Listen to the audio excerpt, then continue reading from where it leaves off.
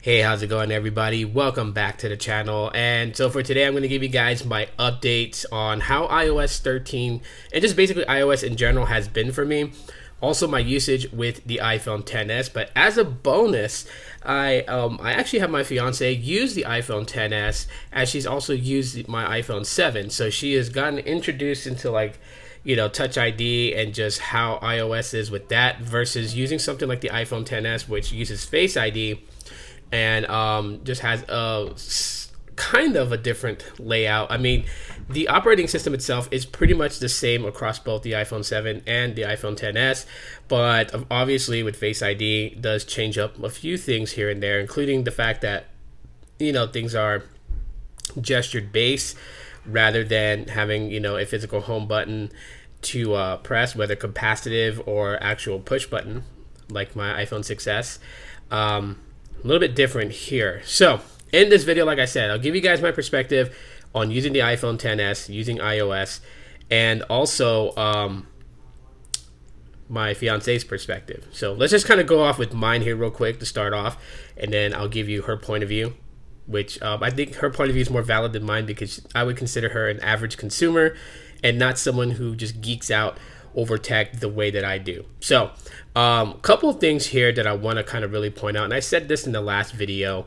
I do feel like that a lot of videos you find on YouTube where people are like, so-and-so year Android user switches to iOS, they really emphasize what they consider to be frustrations, which in my opinions is not. I wouldn't consider those as frustrations. I didn't have such a huge problem learning to navigate iOS, learning to use iOS. I mean, the way that Android is nowadays and how much it has evolved from what it used to be back in the days of Froyo and Eclair and Donut to what it is now, it really comes real close to iOS. So as far as like using the the user experience basically between the two is very similar. Not anything that's like super like, oh my gosh, I need to figure this out type of thing. It just, to me, it doesn't roll that way. I don't know why people would emphasize such a huge thing. I don't know, maybe they want to make like oh my gosh, it's this interesting jump from Android to iOS. It really is not. In my opinion, it's not at all whatsoever. I mean, after learning it myself, which I do have to thank a lot of you guys who are avid followers of the channel. You guys actually, I feel like you guys respect my wishes when I asked people not to send me so much tips and tricks or whatever and allow me to actually learn iOS myself. You guys pretty much kept to that, and so I really appreciate that. It allowed me to actually learn to use iOS, which I said is not a huge significant difference from Android.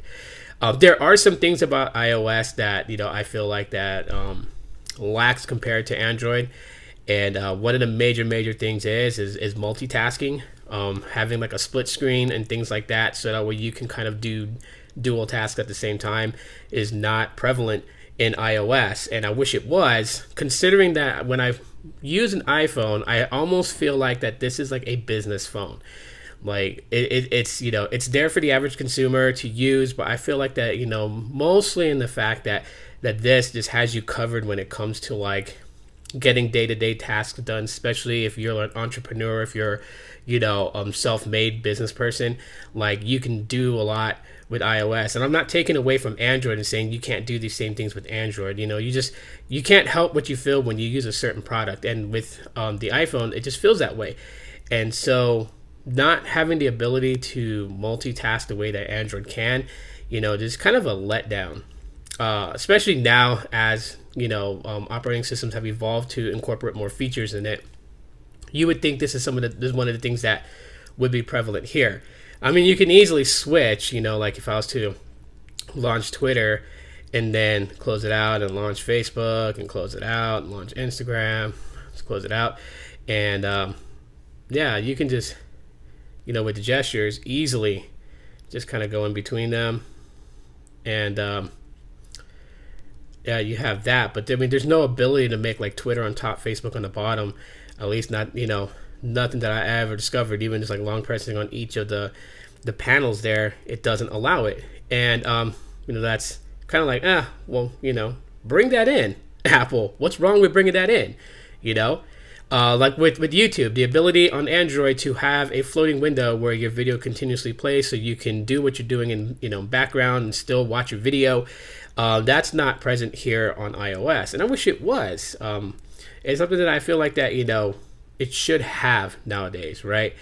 But those are some of my main gripes when it comes to like iOS. The second one would be Siri, and I did a little demo last night on Instagram. If you guys follow me on Instagram, you guys clicked on my story, you guys probably saw it. So I was playing music from Spotify on the iPhone XS. I had it actually casting to my Nest Mini, and I activated Siri to basically do something for me. And all I got in response was, she said, "I'm listening," which then I yelled at her, like, to turn off Spotify, right? That didn't happen. And just in one command, I gave the hotkey word for the Nest Mini. It heard it. It listened. I said, "Stop." It stopped the music. So again, when Siri came out, everyone was pretty much impressed by it. I've heard a lot of people who are avid Apple followers basically talk about how good Siri is, and it may have been back in the day, but now Google Assistant has far surpassed that. I don't have those kind of problems that I do have with Siri. So when I'm using the iPhone XS or even the iPhone 7, I can tell you guys right now, in the whole time, I've maybe activated Siri like 5 times. 5 times in 3 weeks. A lot of the things when I want to ask my personal assistant any questions, it usually go into Google. I get a faster response time with Google, and also I get a bit more accuracy. I would say about like 93% of the time, Google pretty much answers what I need done or brings up information relevant to what I'm asking it. There are times where Google gets stupid, and then obviously you see it. There's still a ways to go with Google Assistant, and just how smart it is. But compared to Siri, I would definitely say Google Assistant blows it away. If you want to talk about build quality with the iPhone XS, obviously it's going to be built with premium materials or whatever. Glass back, glass front, and metal rails on the side.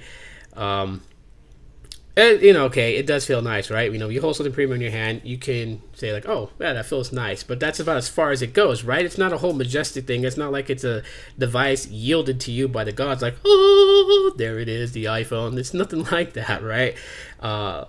Feels nice in the hand. Obviously, you can tell it's made of premium material, but that's just about it. And you know what? I can make, when it comes to like when people judge phones by like how they feel, oh, it's premium in the hand. Premium doesn't necessarily mean it's going to give you the best experience. I can build something out of premium material and have a crappy OS on it, and you know what? I can sell it out there for $1,000. So, to be quite honest with everybody, premium doesn't always necessarily mean it's going to yield the best experience. However, I will say this though, that the experience with iOS 13 on the iPhone XS and even on my iPhone 7 has been a great experience, and I love, even though that there is a bit of difference between the 7 and the XS, because you do see the differences obviously between Touch ID and Face ID, and how much though that specific feature impacts the user experience with the device. Obviously, still, there's not a whole lot different between them when actually having the user experience.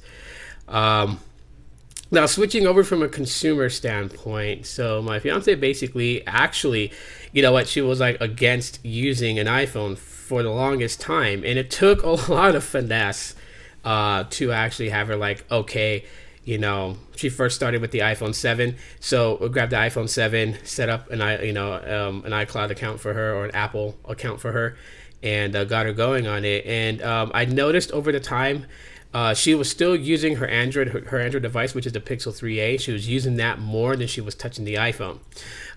So to kind of get her going on it, I started to message her with iMessage.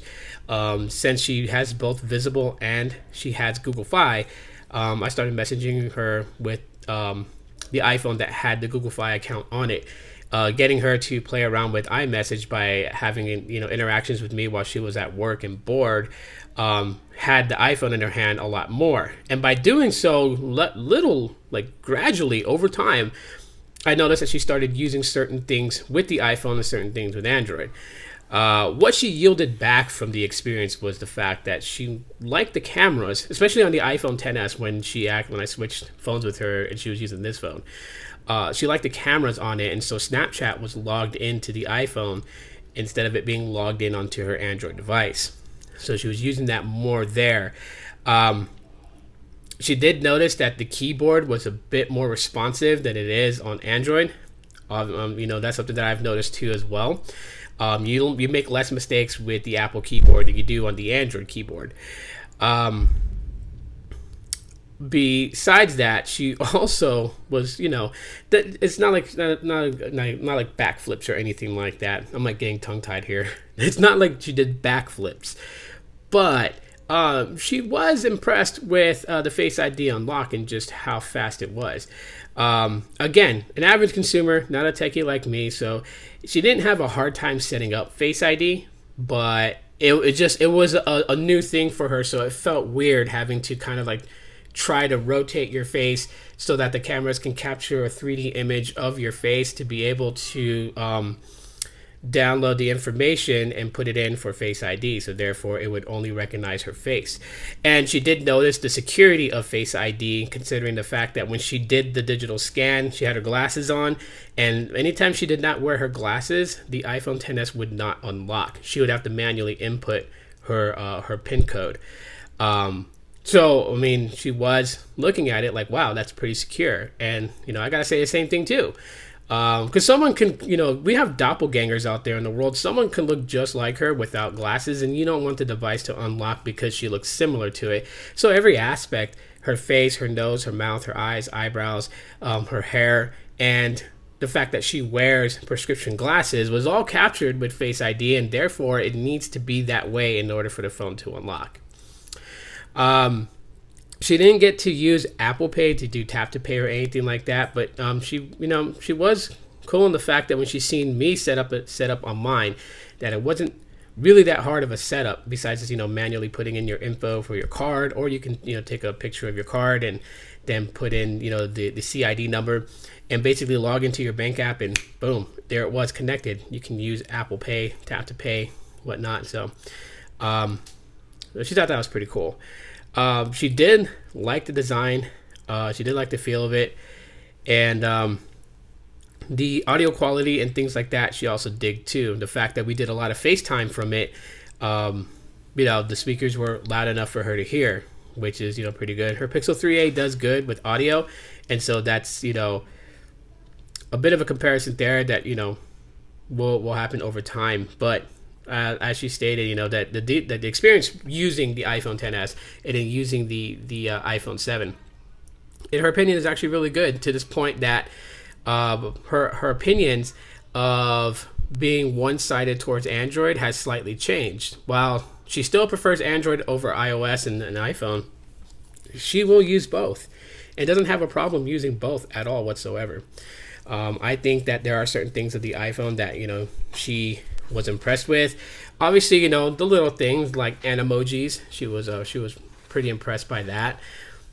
And yeah, but as far as like user experience, for someone who's an average consumer, her whole thing was that it really wasn't like a huge difference from Android. And I think that's the part that I emphasize with using the iPhone, switching from Android to iOS, to use iOS, to get familiar with it. There's not a real big difference with it. There's not like a huge massive difference like, oh my gosh, you're gonna pull your hair out to try to figure out things. There is a slight learning curve to getting adjusted to where certain things are based on the app development and the UI design of an application that you use on Android that you also find on iOS. Things may be a little bit different there, but it's nothing that is going to give headaches. So anyways, guys, that's pretty much my update for the iPhone XS, my experience with it, and also my fiance's experience with it. You guys let me know what you guys think in the comment section of the video. Smash that like button if you guys enjoyed today's video. And if you just found my video and you subscribed, thank you so much for doing so. And you can hit the bell notification. That way you're notified anytime I upload a video or if I go live on YouTube. That's it for right now, guys. I'm going to enjoy the rest of my day. You guys should too. And as always, aloha.